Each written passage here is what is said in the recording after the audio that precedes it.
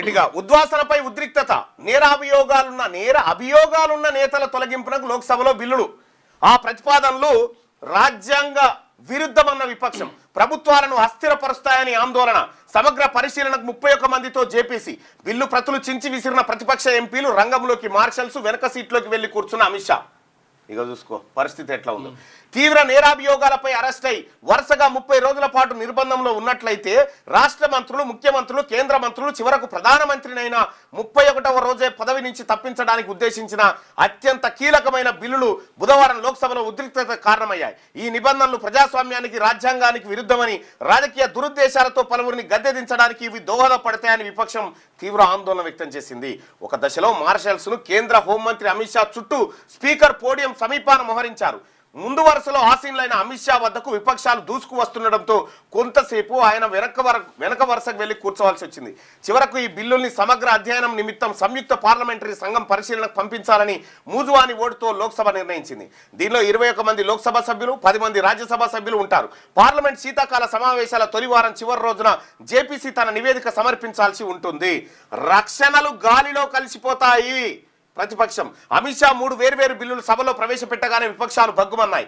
రాజ్యాంగానికి, సమైక్యవాదానికి వ్యతిరేకంగా బిల్లులు ఉన్నాయని అసదుద్దీన్ ఓవైసీ, కేసీ వేణుగోపాల్, మనీష్ తివారీ తదితరులు ఆరోపించారు. ప్రభుత్వాలను అస్థిరపరచడమే వీటి ఉద్దేశం అని చెప్పారు. న్యాయ వ్యవస్థకు, పార్లమెంటరీ ప్రజాస్వామ్యానికి ఇది విరుద్ధమని, రాజ్యాంగబద్ధమైన రక్షణల్ని గాల్లో కలిపేలా రాజకీయ దుర్వినియోగానికి ఆస్కారం ఉందంటూ ఆందోళన వెలుబుచ్చారు. అసలు ఏం జరిగింది పార్లమెంట్లో ఒకసారి అది చూసే ప్రయత్నం చేద్దాం.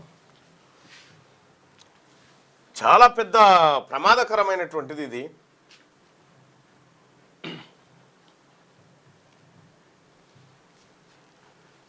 ఇదిగో చాలా పెద్ద ప్రమాదకరమైనటువంటిది ఈ బిల్లు.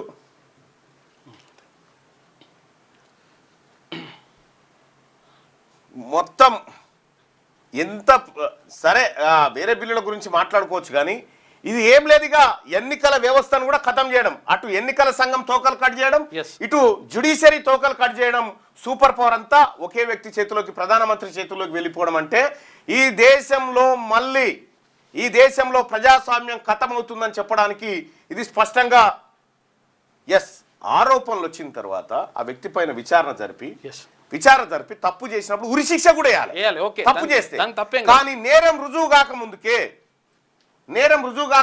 ఈ రకమైనటువంటి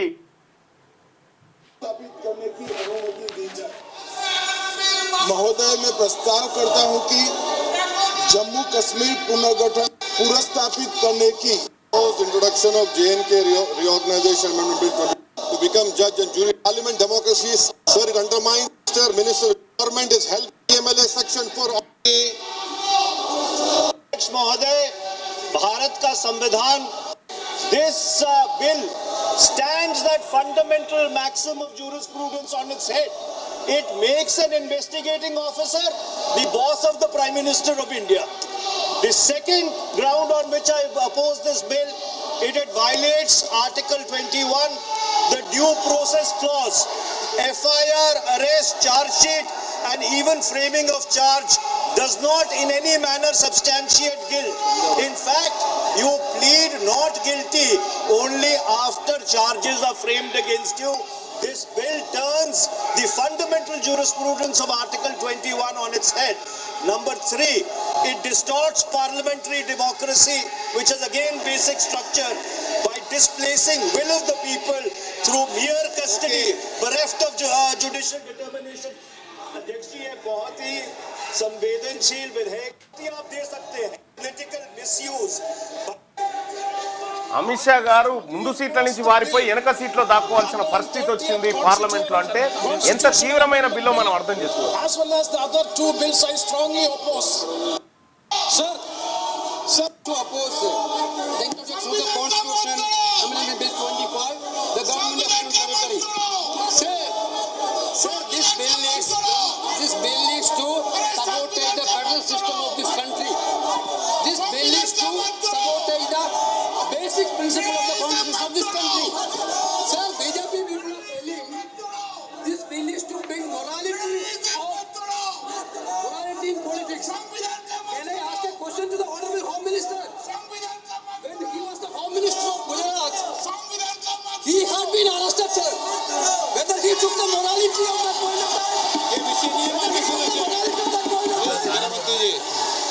अब मुझे అమిత్ షా హోంమంత్రిగా ఉన్నప్పుడు అమిత్ షాను కూడా అరెస్ట్ చేశారు. అప్పుడు ఆయన పదవి मुझे सुनो ना, पहले बैठ जाओ। मान्य अध्यक्ष जी, ఇది ఎంత ప్రమాదం అంటే ఇక ఇంతకు మించిన దుర్మార్గమైన బిల్లు ఇంకొకటి లేదు. ఇగో నిన్న కాగితాలు చింపి విసిరేసిరు. నిన్న అంతా గందరగోళం ఉంది సభలో.